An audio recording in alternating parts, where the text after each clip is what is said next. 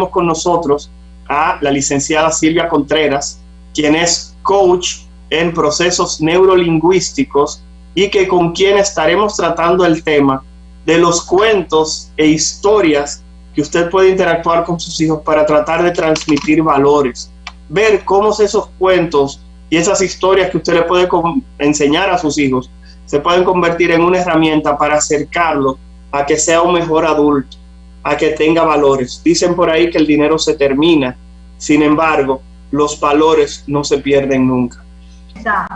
En mi formación como coach en programación neurolingüística y luego metáforas aplicadas al coaching y terapia con programación neurolingüística, los cuentos son una herramienta maravillosa.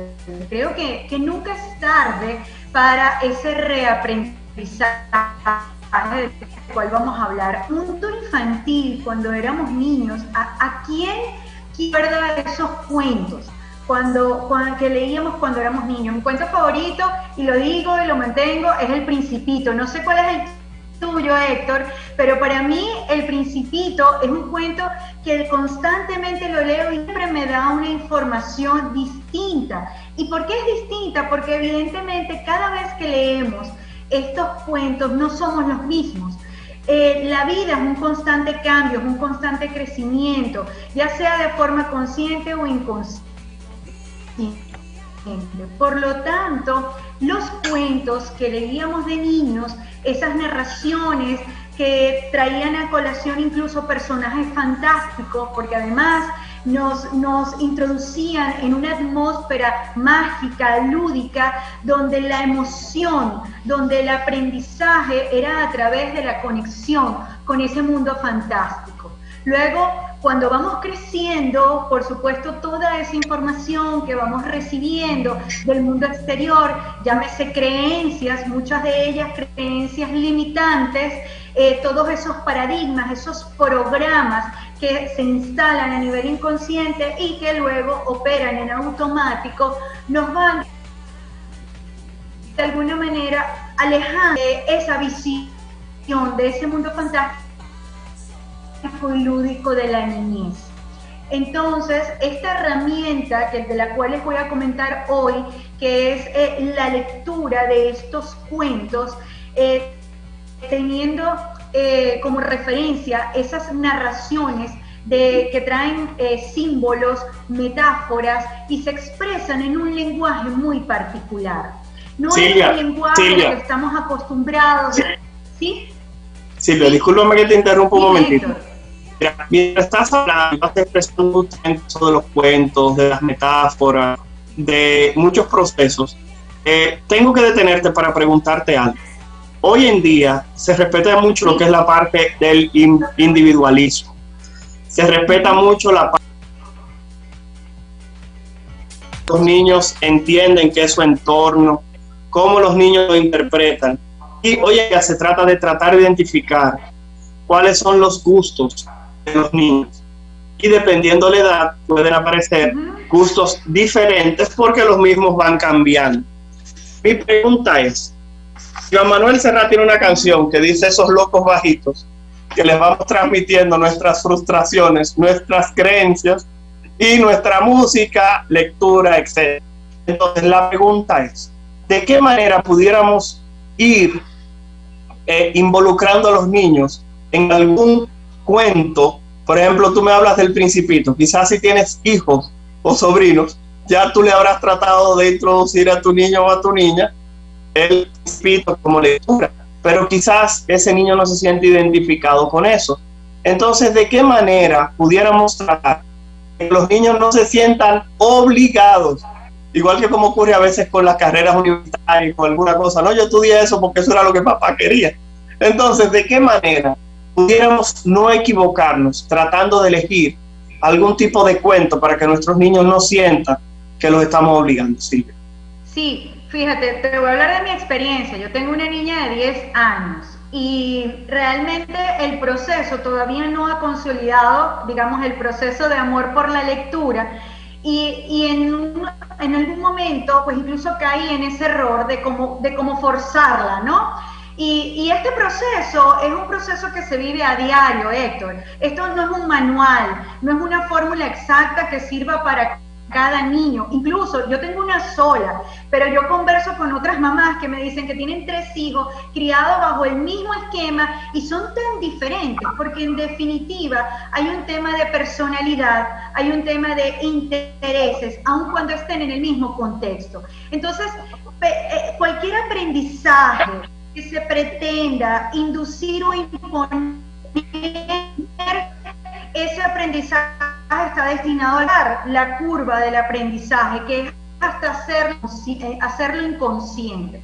Entonces, si usted ve que hay una resistencia, hay que primero mucha paciencia y respetar los procesos de cada niño, ¿bien? Y las inclinaciones. Podemos entonces indagar, observar qué le gusta, cuáles son los canales perceptivos que ellos utilizan. Si el niño tiene un canal perceptivo que puede ser más visual, las imágenes o la forma en que yo puedo abordar el tema puede ser desde el punto de vista visual. Los que son más auditivos, puedo hacerlo incluso a través de la música, a través de audiolibros. Eso es un proceso, digamos, progresivo, el cual implica mucha observación, mucha conciencia, solo en esa primera etapa de la infancia, donde el individuo, el ser humano, no tiene la capacidad para cuestionar esa información y por lo tanto todo es aceptado con una veracidad absoluta. Entonces, yo siempre le recomiendo a mis clientes, a los padres, ¿sí? ¿Qué me ibas a comentar? No, Silvia, te detengo un momentito, porque, termina con la idea de la recomendación de los padres, porque como ya dijiste, no es un manual, no es un manual perfecto, pero dame las recomendaciones puntuales para uno no malinfluenciar a los niños, porque te tengo otra pregunta de algunos padres que se cansan, sobre todo cuando llegan a la casa. Ok, pero vamos arriba, dame las recomendaciones puntuales, sigamos.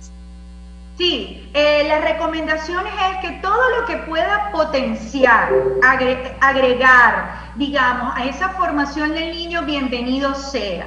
Muy cuidadosos cuando vamos a comunicar, digamos, no llamar la atención o, por ejemplo, cuentos que tengan que ver o estén relacionados con comportamientos, con conductas, y conductas, por supuesto, asertivas, valores. Incluso no es necesario leer un cuento específico. Con la práctica usted puede abordar una situación. Por ejemplo, te voy a poner un ejemplo. Un niño tuvo un problema en el colegio, un problema hasta de bullying. ¿Cómo puedo yo crear una metáfora rápida, corta, ¿verdad?, para abordar ese tema? Elijo un superhéroe. Y el superhéroe que se enfrentaba en la ciudad y ayudaba a los demás. Ya allí hay una traslación del significado, ya no es a ese niño que le está ocurriendo esa situación.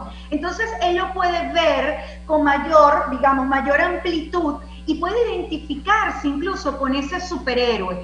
Por eso es que incluso los personajes de los cuentos, lo que es la trama del cuento, también nos puede ayudar para involucrar a ese niño en ese contexto y animarlo a que redirija sus comportamientos en pro de un objetivo. Silvia, mira, algo muy frecuente es que llegamos a la casa, como yo digo, destruido. Uno llega a la casa molido. Entonces uno quiere compartir con los niños, toma un cuento, la niña o el niño te dice, acuéstate conmigo, léeme un cuento, y tú comienzas a contarle un cuento, y el niño lo primero que te dice es, ¿qué tal cosa? Y 3 palabras después, ¿y qué tal cosa? Entonces uno que ya está medio cansado, y repito, todos los padres y madres que nos están escuchando han pasado por ese momento que tú le dices, él va caminando y se encontró con un estanque, y el niño te dice, ¿qué es un estanque? Entonces tú le dices, un estanque es un lugar de agua pequeño, y después tú sigues caminando. Entonces una perla, ¿qué es una perla? Entonces tú no has pasado de la primera página, el niño preguntándote qué herramientas puede tener un padre, una madre que acaba de pasarse 8, 9, 10 horas trabajando, más 1 hora en el tapón para llegar a su casa, y después que está en la casa, que trata de compartir con su niño, con ambos, o con la manada que pueda tener allá en la casa, sin desesperarse cuando llegue a preguntas de ese tipo, Silvia? Porque no es solamente contar hasta 10, es qué herramientas pudiera desarrollar esa persona. Cuéntame. Sí, fíjate, plantearnos el objetivo, ¿qué queremos lograr? ¿Qué queremos lograr? ¿Para qué estamos haciendo esto? ¿Y cuál va a ser el beneficio? Es un tema de enfoque. Por supuesto, la cotidianidad nos abruma y a veces no es suficiente el hecho de respirar, como dices tú.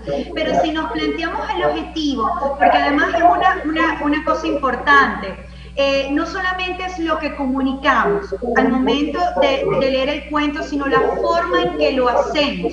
Y ese lenguaje no verbal, eso que yo comunico con mi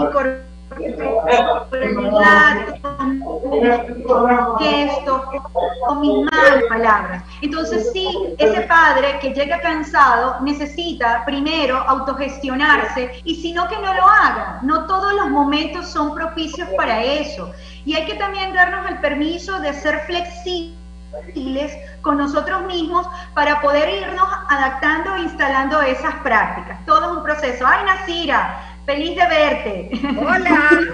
Hola. Hola, doctor Balcácer. Buena, Nasira, tanto tiempo sin verte, un placer, caramba, qué bueno que pudiste acompañarnos. Silvia, esto se continúa porque eso es importante, esos padres que llegan destruidos, que ahora tienen que pasar un momento con sus hijos, sobre todo con la parte de la lectura, porque uno quiere separarlo en ocasiones de la tablet, quiere separarlo a veces de la computadora, de los videojuegos, y entiende que quizás el cuento es una herramienta adecuada para la imaginación. Entonces, los tapones y la cotidianidad te tienen destruido. Ya hablaste, y eso sí me gustó, el objetivo. Nunca olvidar por qué estamos haciendo tal o cual actividad con nuestros hijos. ¿Cuál es la ganancia? ¿Cuál es el beneficio que voy a obtener al momento en el cual yo comparto ese cuento o esa historia con nuestros hijos? Entonces, Silvia, alguna otra cosa que nos puedas dar, porque te comento, todos los padres hemos pasado por ahí con tan desesperados. Ok, Nasira, cuando llegaste le decía que a veces uno está leyendo un cuento a su hijo o a su hija o a todos los hijos juntos, y comienza el más chiquito, tú comienzas, e iba caminando y se encontró con un estanque.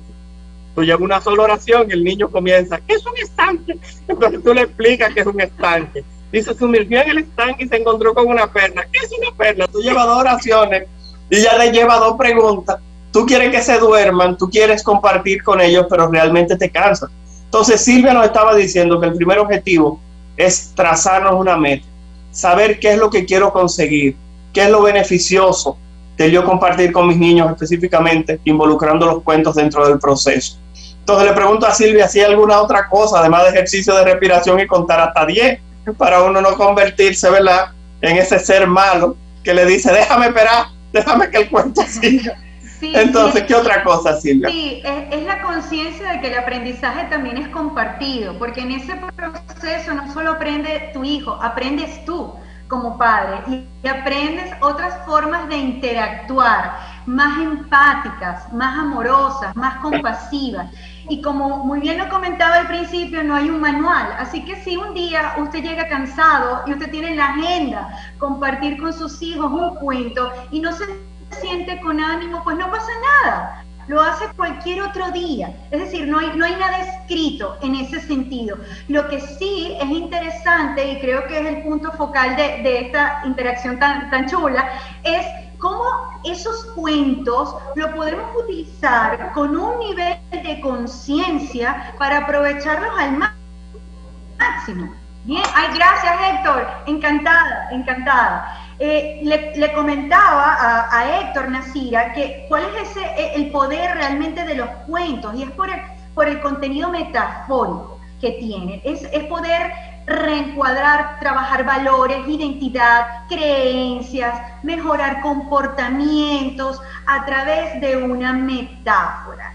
De allí que yo los abordo ya a nivel, digamos, para adultos, en un espacio terapéutico, sobre todo cuando el cliente viene con un estado presente limitante que genera bloqueos y que le impide ver recursos para poder reencuadrar, reinterpretar su estado limitante y proyectar un futuro con mayores posibilidades. Entonces, si eso lo podemos lograr en un espacio con adultos, imagínate en ese proceso que se involucra tanto padre como hijo, todo lo rico que eso puede significar a nivel de experiencias vinculadas a una emoción que generen un aprendizaje que se pueda integrar y consolidar en el tiempo.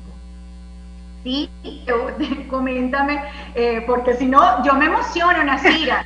Yo le dije a Héctor, yo puedo hacer este programa, cuando tú no puedas, tú me invitas y yo lo puedo hacer. A mí lo que me llama mucho la atención de esto de los cuentos, ¿es bueno o es malo? Porque he escuchado a muchos padres decir, es que mi hijo quiere que yo le cuente el mismo cuento todas las noches. ¿Esto es bueno o es malo? ¿Qué hay detrás de que el niño quiera tanto ese cuento?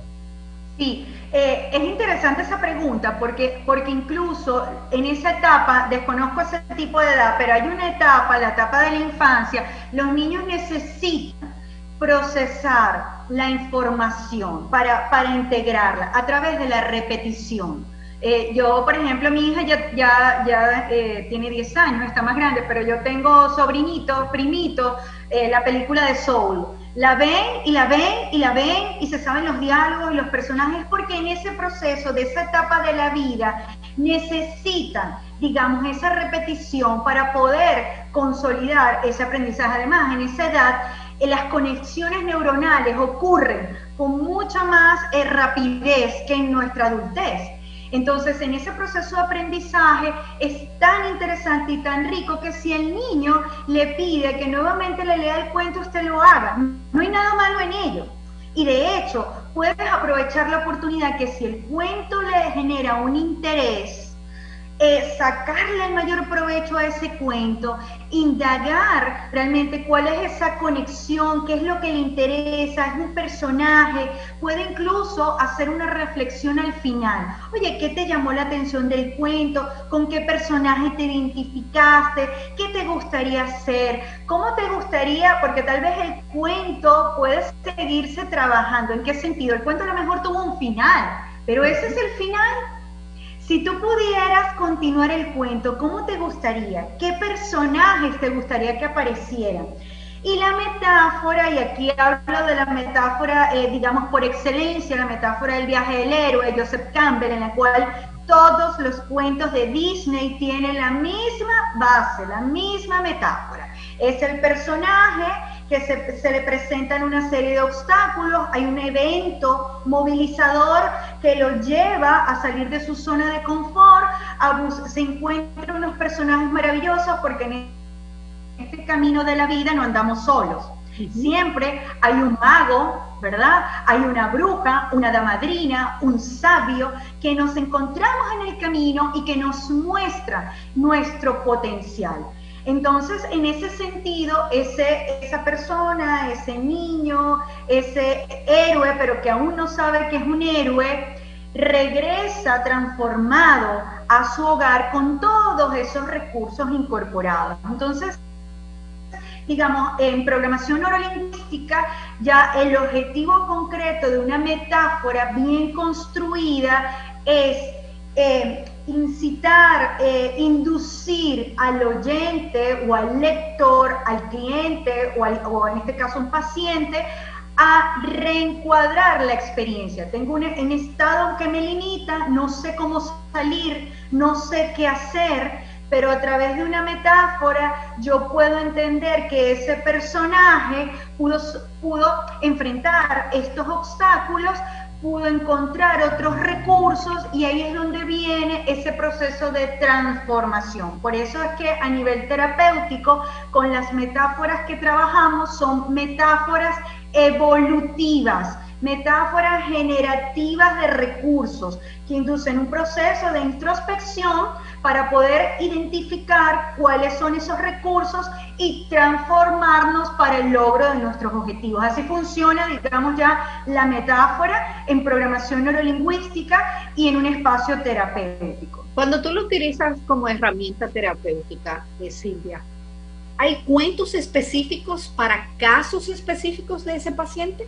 Sí, uno puede identificar, por ejemplo, personas que llegan al espacio con altos índices de ansiedad o este estrés, la misma pandemia.